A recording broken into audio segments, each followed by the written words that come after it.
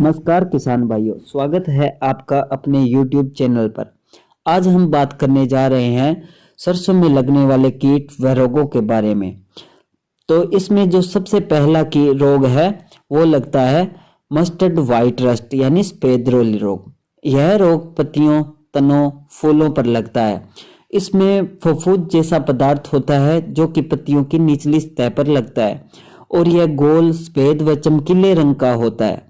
जब यह फफूंद फटता है तो इसमें से सफेद पाउडर निकलता है जो कि पत्तियों की निचली सतह पर लग जाता है और इससे क्या है कि फलियां नहीं बन पाती है। इसकी रोकथाम यानी कंट्रोल के लिए आप गर्मियों में एक तो गहरी जुताई करके जमीन को छोड़ें।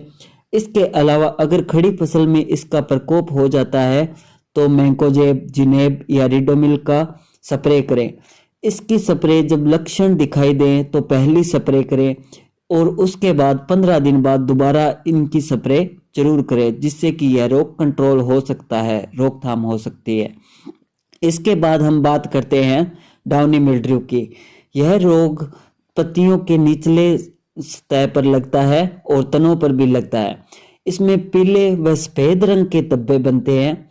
यह पिछेती बुआई के कारण होता है। इसका कंट्रोल आप मैंकोजेब 75% का छिड़काव करके कर सकते हैं।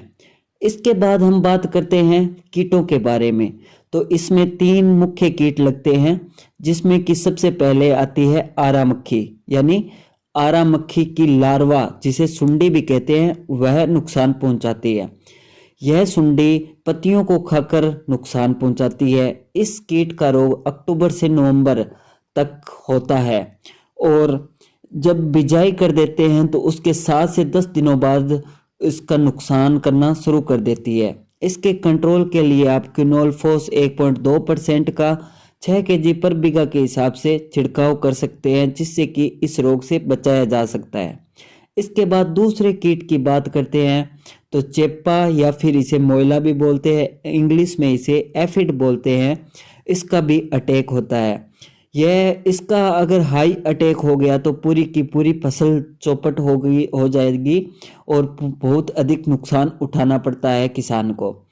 इसकी पिछेती बुआई होने के कारण इसका अटैक अधिक हो सकता है। प्रजनन क्षमता इनकी अधिक होती है इन कीटों की, इसलिए इसका नुकसान अधिक होता है।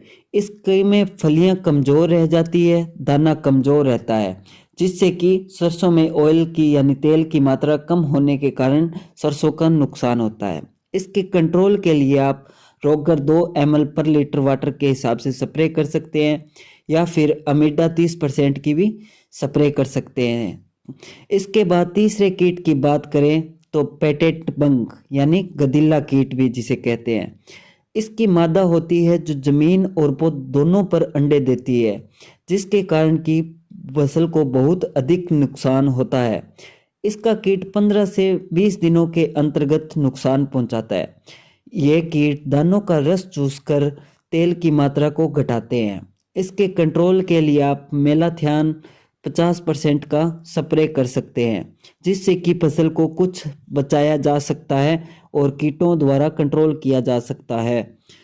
और 15 दिन बाद इस स्प्रे को दोबारा करें तो पूरी तरह से फसल पर कीटों के प्रकोप को खत्म किया जा सकता है। धन्यवाद।